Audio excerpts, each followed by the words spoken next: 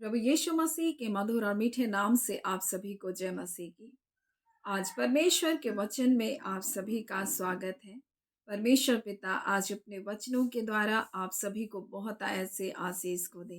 पिता परमेश्वर आज अपने वचनों के द्वारा आपसे बोले और बातचीत करे। फिलिमोन के नाम पौलुस प्रेरित की पत्री को जो एक ही अध्याय है, हम इसको मनन कर रहे हैं। ये बहुत छोटा अध्याय है, लेकिन इसमें बहुत सारे महत्वपूर्ण बातों को हम सीख सकते हैं। ये हमें अगुवाई के बारे में, अगुवापन के बारे में हमें सिखाता है और हम कैसे एक अच्छा अगुवा हम बन सकते हैं।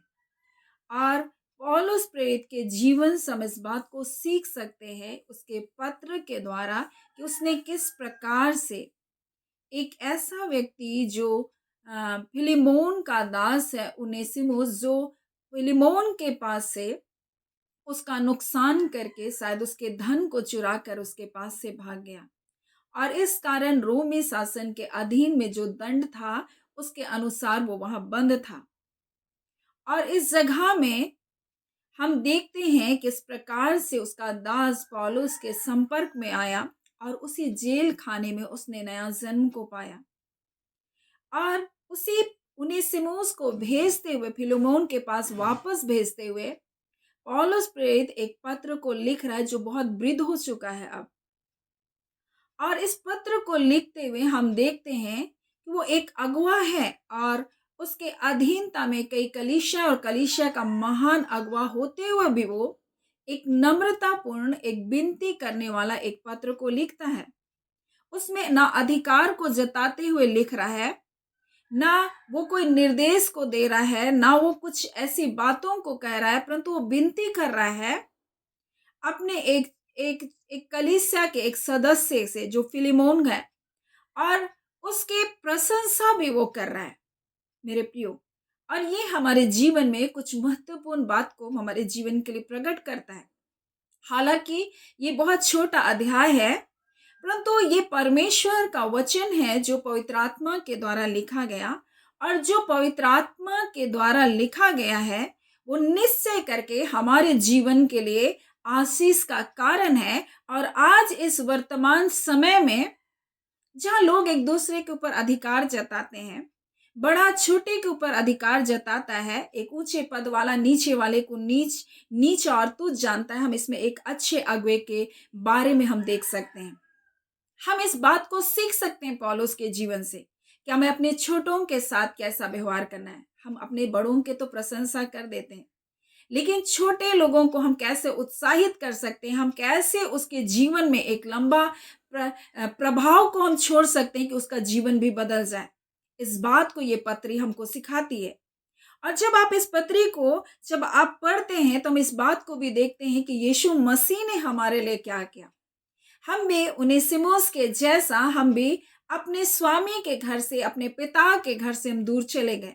हमने भी गलत रास्ते को अपनाया, हमने भी प्रभु को छोड़ दिया, लेकिन यीशु मसीह हमारे लिए आया और हमारे लिए उसने उद्धार के दरवाजे को खोला। वो स्वयं दास बन गए हमारे लिए, दास का स्वरूप धारण किया। वो इतना आज्ञाकारी रहा कि क्रूस की मृत्यु भी उसने क्या कि सह ली। वो क्रूस पर चढ़कर हमें क्या किया, क्षमा किया मेरे प्रियो। और इस बात को हम देख सकते हैं इस वचन में मेरे प्रियो। और यहाँ पर पौलुस प्रेरित एक पत्र को लिखते हुए फिलेमोन को, ये जो दास है उनेसिमुस, उसको उसके पास भेज रहा है, इस लेटर के साथ उसको भेज रहा है। और इस लेटर में इस प्रकार से लिखा है, मैं सदा 4 से लेकर 7 में, मैं सदा परमेश्वर का धन्यवाद करता हूँ और अपनी प्रार्थनाओं में तुम्हें स्मरण करता हूँ, क्योंकि मैंने तेरे उस प्रेम और विश्वास की चर्चा सुनता हूँ जो सब पवित्र लोगों के साथ और प्रभु पर है।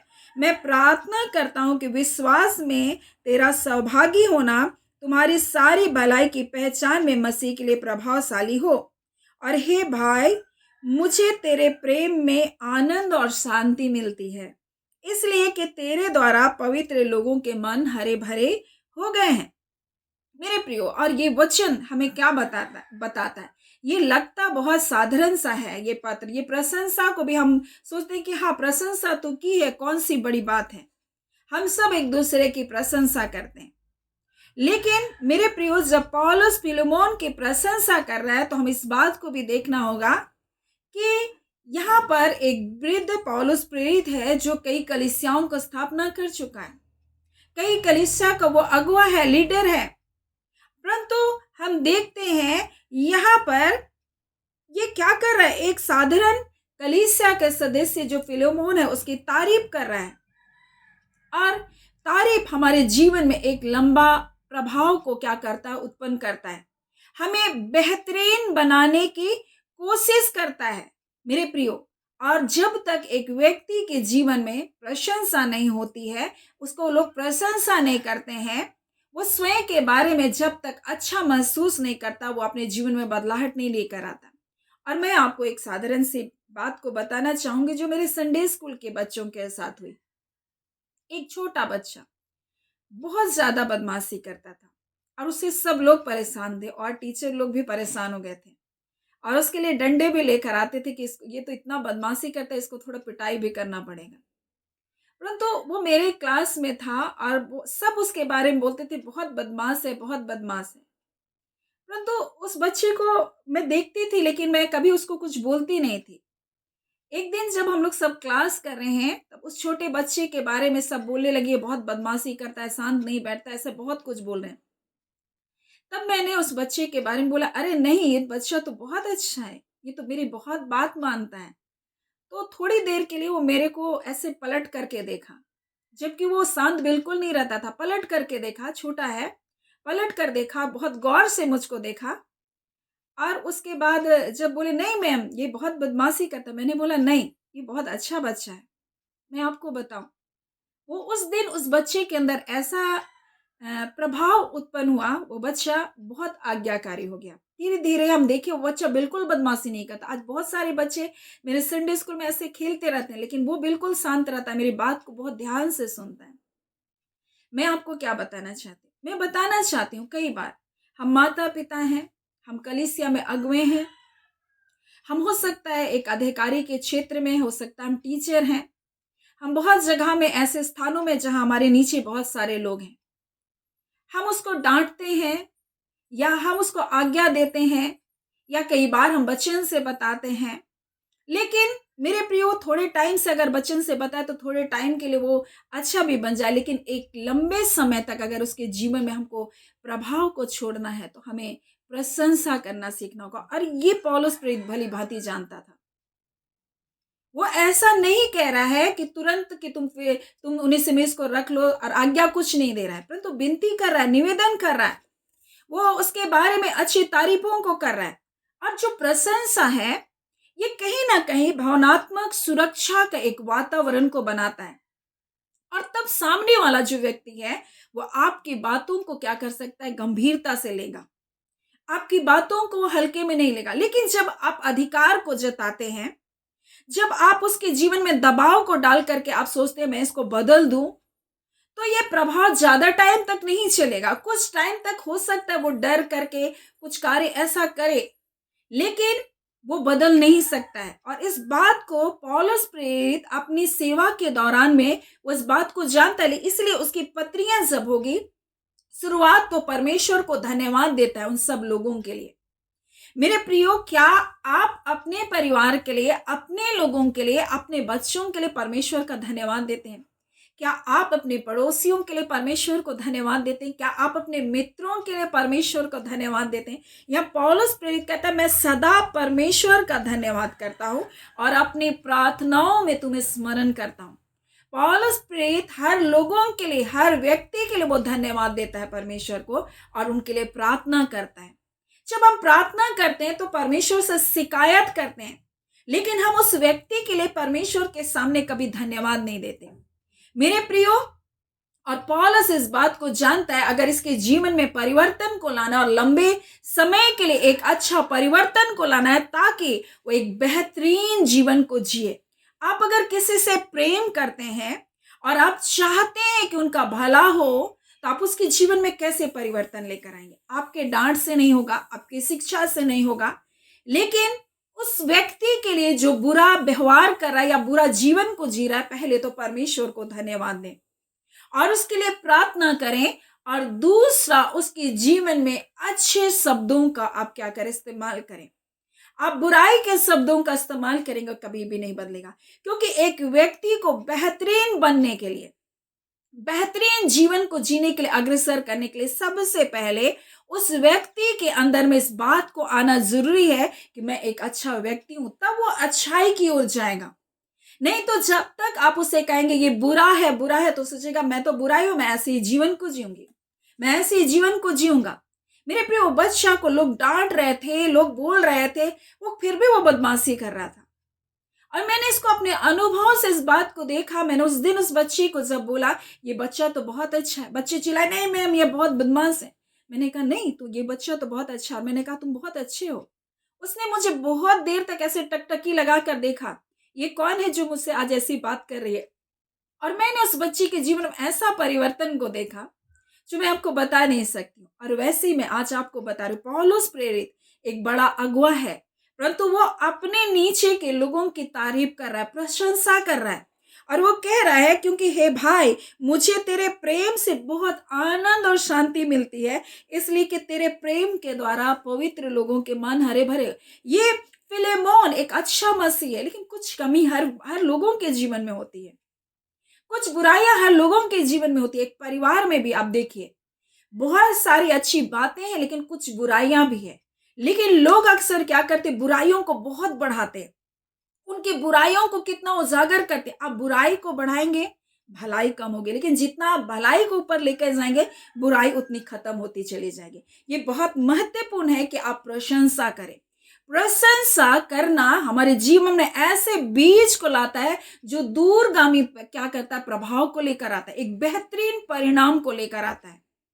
लेकिन वही बुराई बुराई हमारे जीवन में नुकसान को लेकर आता है। अगर आप अच्छे जीवन को देखना चाहते हैं, अच्छी बातों को आप बोलना प्रारंभ करें, भलाई की बातों को बोलना प्रारंभ करें, उन लोगों के लिए प्रार्थना करें जो बुरा जीवन को जी रहे, उनके लिए भी परमेश्वर को धन्यवाद दें और उनके लिए प्रार्थना करें।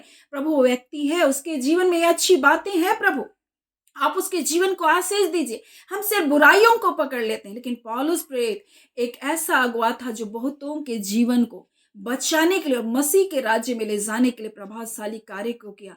और उसके जीवन से हम अगुवापन के बारे में सीख सकते हैं। एक अच्छा अगुवा बन करके उसने मसीह के प्रेम को लोगों के जीवन में प्रकट किया, उस पर दोष नहीं लगाया, उनको नीचा नहीं किया, परंतु उनके जीवन को ऊंचा उठाया, उनकी गलतियों को उजागर करके उनकी गलतियों को नहीं बढ़ाया, परंतु उसने उसकी प्रशंसा की। जो कुछ वो अच्छा कर रहा है उस बात की वो प्रशंसा की। वो अगुवा हो करके वो ऐसा नहीं कि अपने अधिकार को जताया, परंतु उसने वहां पर क्या किया, निवेदन किया, प्रार्थना किया। मेरे प्रियो, आज मैं परमेश्वर के वचन से आपको बता दूं, यहाँ पर हम देख सकते हैं कि पौलुस प्रेरित ने कैसे फिलेमोन को पत्र को लिखा, और पत्र के साथ वो उनेसिमुस को उसके घर में भेज रहा है। वो एक प्रशंसा के साथ लिख रहा है, क्योंकि जब हम सबसे पहले किसी भी व्यक्ति के जीवन में अगर हम अच्छे बातों को पहले बोले, शिकायत से पहले हम बोले, किसी बात को रखने से पहले हम जब प्रशंसा के शब्दों को बोले, तो व्यक्ति आपकी बातों को सुनेगा, बहुत गहराई से सुनेगा। प्रशंसा ये हमारे जीवन में कार्य करता है। हम जाते हैं और सबसे पहले लोगों की बुराई को करना प्रारंभ कर देते हैं, लेकिन पौलुस प्रेरित फिलेमोन को जब पत्र को लिख रहा है, वह अपने अभिवादन को दे रहा और उसके बाद वो प्रशंसा को, अब जितनी भी पत्रियों को देखे वो अभिवादन है, उसके बाद वो क्या है करता है, लोगों का धन्यवाद, परमेश्वर का धन्यवाद करता है, लोगों की प्रशंसा को भी उसमें लिखता है। मेरे प्रियो, आज परमेश्वर इस वचन के द्वारा हमें महत्वपूर्ण बातों को सिखाया।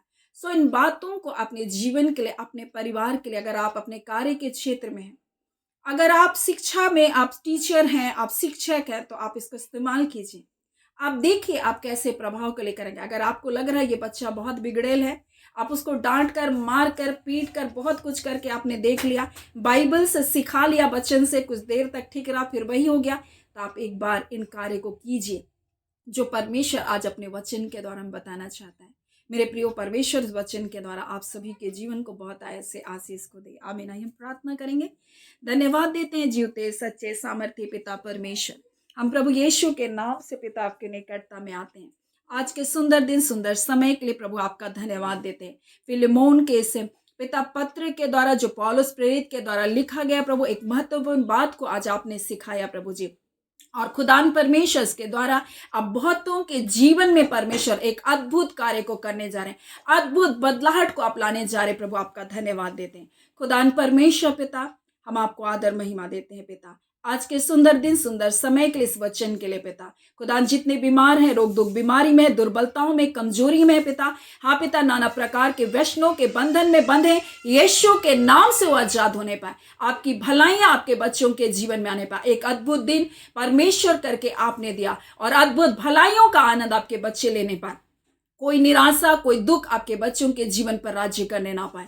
खुदान परमेश्वर मसीह की शांति जो समझ से परे है, हर एक के मन और हृदय के सोच और विचारों की रक्षा करने पाए। खुदान आपके हाथों में प्रियजनों के जीवन को सौंपते हैं, माता पिता भाई बहन बच्चे प्रभु जी, एक एक व्यूअर्स प्रभु ब्लेस होने पाए, आपके आनंद में आपकी शांतिपूर्ण जीवन को जीने पाए, हर प्रकार की बुराई से बचाए, परीक्षाओं से, प्रलोभन से, दुष्टों की युक्तियों से अपने लोगों को बचाए रखे प्रभु। आपके हाथों में आपके प्रियजनों को सौंपते हुए प्रार्थना धन्यवाद के साथ यीशु के नाम से मांगती हूँ, दया सुने अनुग्रह से ग्रहण कर लीजिएगा, आमीन। परमेश्वर पिता आप सभी को बहुत ऐसे आशीष को दे, आमीन।